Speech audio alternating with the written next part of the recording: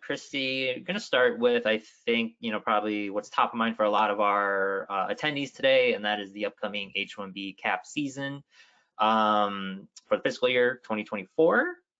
So right off the bat, Christy, when does H-1B cap start?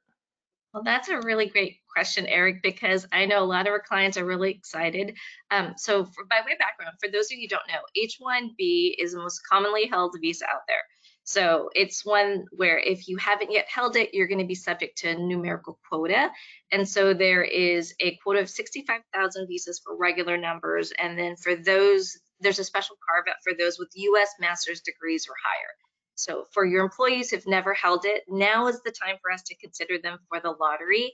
And USCIS did recently roll out sort of what we call the registration period. So from March 1st through the 17th, companies and attorneys will be able to log on to the My USCIS account and register folks for the lottery.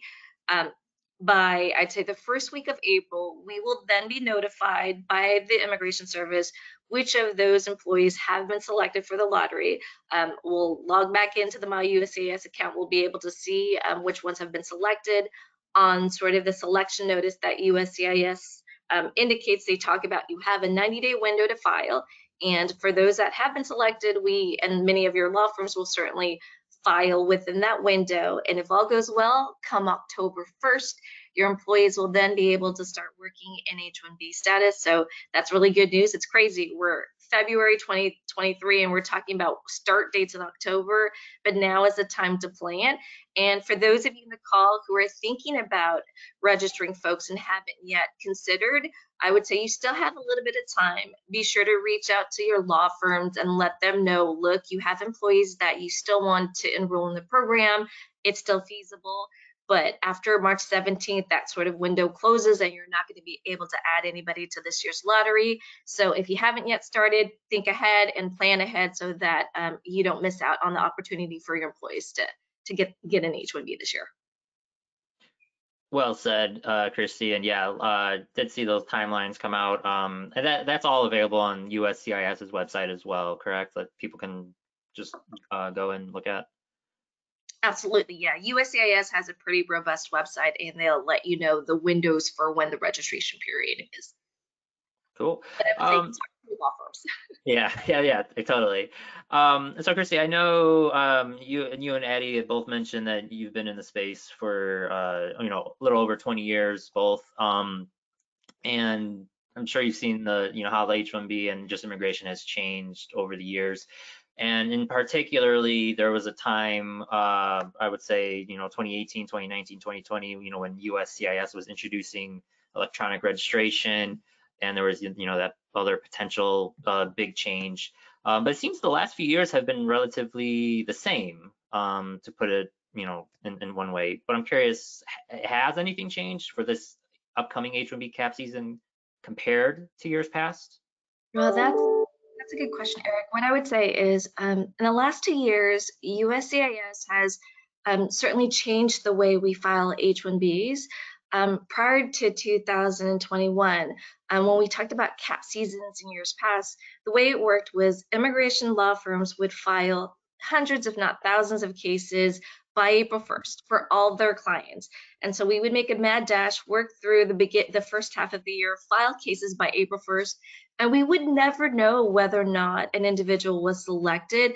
And if you were, you would get a receipt notice somewhere after filing, after April, sometime in the May, June timeframe, we would get a receipt notice. And for those that weren't selected, by late summer, we would get tons of petitions returned back from USCIS saying, so sorry, weren't selected, try again next year.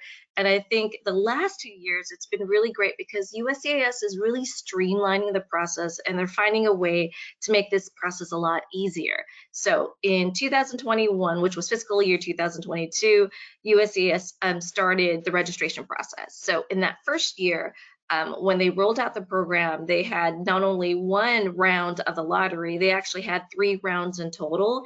And I think a big part of it was they hadn't received sufficient numbers for reaching that 85,000 quota that I mentioned earlier. So they conducted 3 rounds, one in April, one in July, and I believe one in November. And so they did receive sufficient numbers and it was really successful. But this past year, we saw that USCIS did decide to still continue with the electronic registration, but this time around we saw them doing or doing one round, and in that one round they had received sufficient numbers for the lottery. And I think every year as they're perfecting this new system, it's going to get better and better. And so this year, as we start rolling out registration, one of the things I would say is I think our prediction is they're probably going to have one round of the lottery. I think the economy being what it is, we might have fewer registrants overall. That still remains to be seen, because I think we're going to see what the numbers are going to look like. They'll post the numbers and the results after registration. But because companies might be a little bit more discerning in terms of who they may or may not register, you might see fewer registrants. But overall, the process is going to be the same. We're still anticipating one round, but if they don't get enough numbers, you could see a second round or a third round. But I think unlikely, because I think they're sort of perfecting the system. But what I would say is this process has made a huge difference. I read somewhere that USCIS has found this process to be extremely easy to use, and they even cited, I think, their rating of 4.84 out of 5 for this program. So they're touting their own success rate in terms of how great this program is. And we have found on our end that it's fairly easy to use. And it's really nice to be proactive and be able to know by April whether or not your employees are selected for the lottery versus not knowing midsummer or end of summer. So hopeful that this continues on and stays consistent. And I think that'll help a lot of companies plan ahead if for some reason your employees aren't selected for the lottery this year. Yeah, I like, Christy, I like how you brought up the rating of the electronic registration system. I feel, playing into the cliche of, we never like things with the government, like it just never works. And so the fact that, it's like a 4.8 out of 5 the last couple of years, it speaks a lot to electronic registration. And then just to confirm, so this was an audience or a registrant question from before the live session started. Will there be multiple lotteries this year? But it sounds like you don't think there will be, just the one. Yeah, I can add in that. Yeah, it seems like there probably will just be the one. They always had accepted more petitions, even in the past, accepted more petitions than were allotted, knowing petitions would be denied, knowing that that sort of stuff happens. So I think the first year we saw the registration, or it was the second year through the registration process, they did the second or the third lottery because they didn't pick enough in the beginning. It's so much easier to register for an H-1B now than it was in the past, that you do get a lot more people registering, and maybe they're not sure about it, but it costs $10 if you're registering on your own, so a little bit easier. So you're getting more people. So I think that they had more numbers of people maybe being getting selected, but not actually submitting a petition. So I think they've accounted for that last year, and probably even more so this year with more data. Christy and Addie, next couple of questions from registrants and attendees. What constitutes an H-1 dependent employer? So what I would say is H-1B dependent employer is, in a nutshell, a company that sort of relies heavily on an H-1B worker. There is a formula depending on the size of the company. And so what I would say is, as we are exploring H-1B cap season, as you're adding potentially new H-1B numbers, I think it's good to go back and look at your program to figure out where you sort of lie with dependency. And the formula goes as this: if you have less than, I believe, 25 full-time employees and 8 or more are H-1B workers, that is deemed a dependent employer. So if your numbers are 26 full-time employees to 50 and 13 employees are H-1Bs, you can be deemed as an independent employer. But for a lot of companies that have 51 full-time employees or more, the Department of Labor looks at sort of a percentage. So if it's 15% or more of your overall US population is H-1B, then in that instance, you're deemed to be a dependent employer as well. And I think the thing to watch for is, as a dependent employer, you're sort of subject to more scrutiny by USCIS and the Department of Labor, and there are additional obligations and attestations that you have to make. And really what it comes down to is you want to make sure that you're not displacing US workers. There's recruitment requirements showing that you didn't displace US workers 90 days before and 90 days after. But one way that companies can show that they're really actively doing this is if they tend to hire what we call exempt employees. And so if you have individuals who have U.S. master's, not U.S., but master's degrees or higher, and you're paying them a certain amount of money, I believe it's 60,000 or more, then I think in that instance, that individual would be deemed as an exempt employer. And as such, you could, move forward with an H-1B for these folks. But what it does do is it avoids sort of some of the obligations and attestation requirements that you have to make by not displacing U.S. workers. And the way it comes about, or what I would say is the way it's sort of defined, is when you're preparing what we call the labor condition application, which is part of the H-1B process.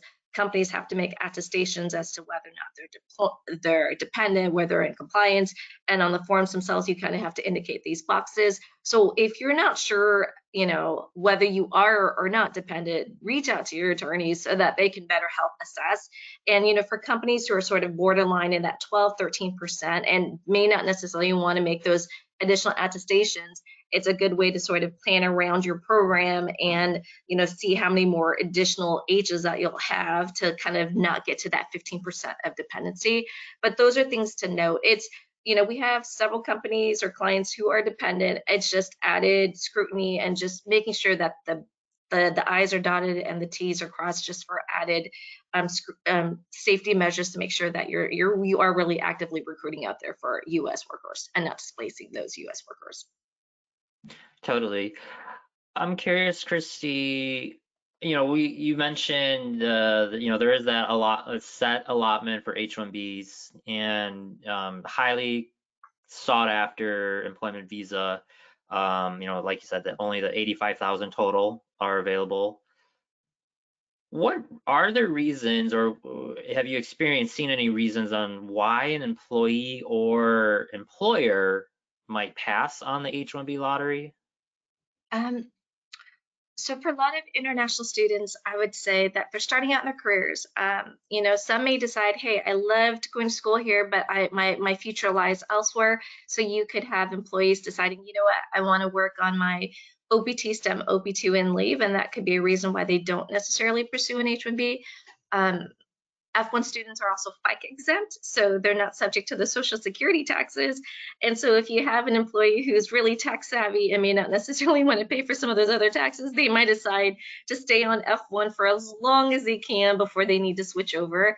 And I think the other bit of it is, I would say, if you have employees already working for your company on other recognized visas, I know we're sort of focused on the H-1B, but there's a whole slew of other visa categories, from the TN to the O1 to the L1, and even some dependent visas. So those have ample time too. So because those employees can work for respective companies and they're not in jeopardy of losing work authorization, then what I would say is they're less inclined to sort of pursue that.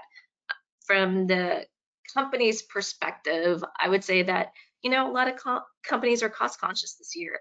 If they do decide to move forward, they might only want to move forward with critical employees versus the ones that they're not as, that have other forms of work authorization. So they might just push forth with the cases that are truly critical, and the ones that aren't, they can wait for the following years.